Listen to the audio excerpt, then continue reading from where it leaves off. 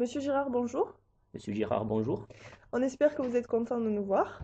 Et donc, nous allons vous présenter notre projet d'optimisation de transport.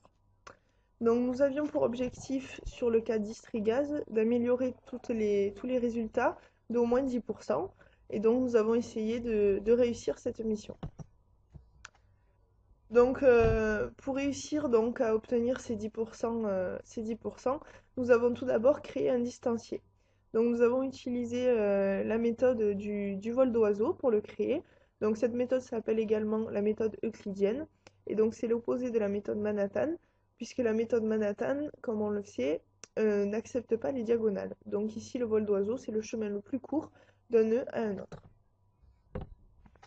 Donc à partir du distancier, on a, on a créé la matrice des économies. Donc on a récupéré chaque destination et on a fait la combinaison de chaque destination. Et on a pu obtenir la colonne SIJ qu'on a classée par ordre décroissant. Et ensuite, à partir de ça, on a créé la grande tournée euh, qu'on a, qu'on a découpée en 11 tournées grâce à la méthode du balayage.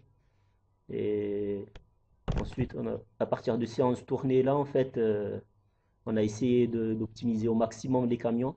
Donc, comme vous pouvez le voir ici, il y a certaines tournées qui n'ont que deux destinations et il y en a d'autres qui en ont sept.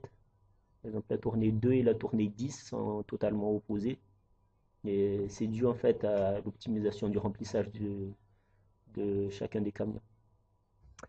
Pour nous rendre compte de nos tournées, du chemin des tournées. Donc nous avons construit un graphique en fait, et à partir donc de ce moment-là, nous nous sommes rendus compte que certaines tournées ne nous semblaient absolument pas optimales.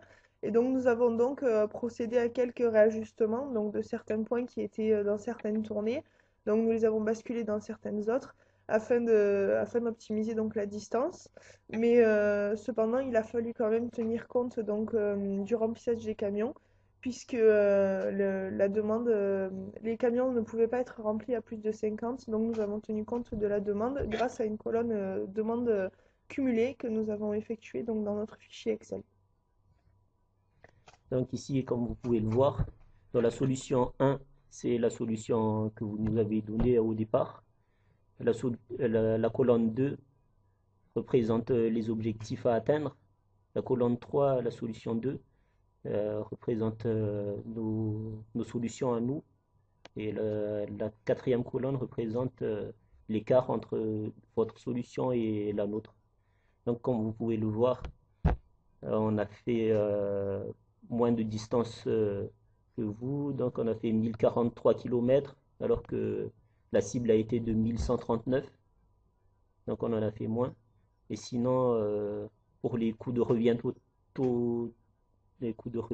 totaux, on est arrivé à 3392 alors que votre coût de revient à vous est de 4116. On a donc fait une économie de 723,80 €. Par rapport au taux de remplissage, comme vous pouvez le constater, on a essayé de l'améliorer. On est passé de 80% à 88% dans notre solution à nous. C'est-à-dire une différence de 7%, de 8%. Et comme vous pouvez également le voir dans notre solution, donc nous avons seulement besoin de 3 chauffeurs contre 4 dans votre solution, ce qui n'est pas négligeable de payer un salaire. Ensuite, comme vous pouvez le constater, donc nous avons mis les deux graphiques en bas de cette diapositive afin donc de visualiser les deux plannings de tournée. Et donc on peut voir que donc sur votre solution, effectivement, les tournées ne se chevauchent pas. Mais sur la nôtre, il y a chevauchement sur plusieurs des tournées. Donc on peut le voir en haut à gauche, en bas à gauche et en bas à droite. Et donc voilà, nos tournées sont parfois chevauchées, mais en distance et en coût, on obtient de meilleurs résultats.